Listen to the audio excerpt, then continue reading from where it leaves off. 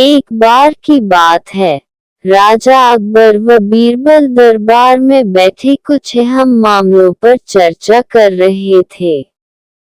तभी बीरबल ने अकबर से कहा, मुझे लगता है कि ज्यादातर पुरुष जोरू के गुलाम होते हैं और अपनी पत्नियों से डर कर रहते हैं। बीरबल की यह बात राजा को बिल्कुल भी पसंद न आई। उन्होंने इस बात का विरोध किया। इस पर बीरबल भी अपनी बात मनवाने पर अड़ गए।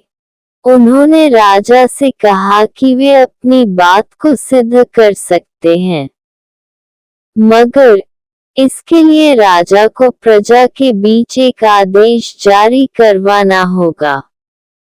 वह आदेश ये था कि जिस पुरुष के अपनी पत्नी से डरने की बात सामने आएगी, उसे दरबार में एक मुर्गी जमा करानी होगी।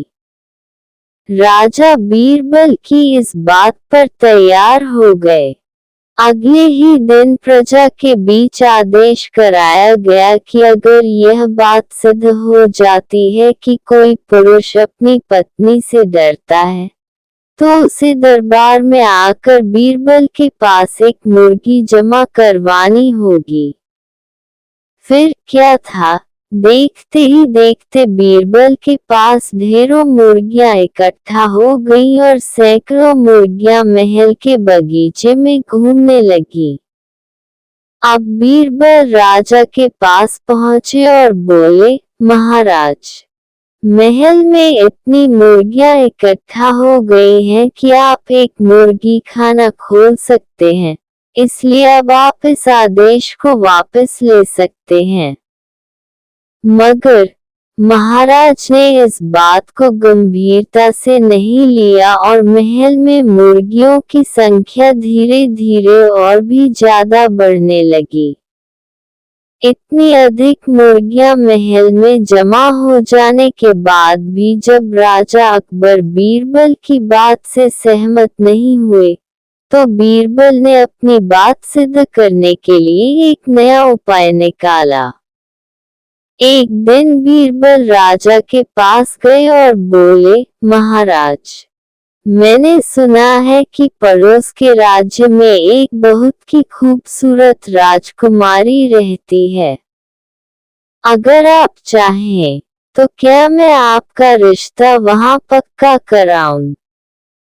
ये सुनते ही राजा चौंक उठे और बोले, बीरबल, तुम ये कैसी बातें कर रहे हो?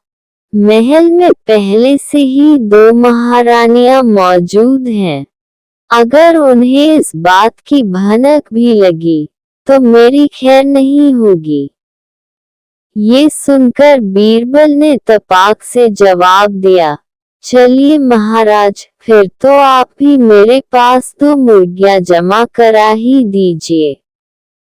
राजा बीरबल का ऐसा जवाब सुनकर शर्मा गए और उन्होंने अपना आदेश उसी वक्त वापस ले लिया।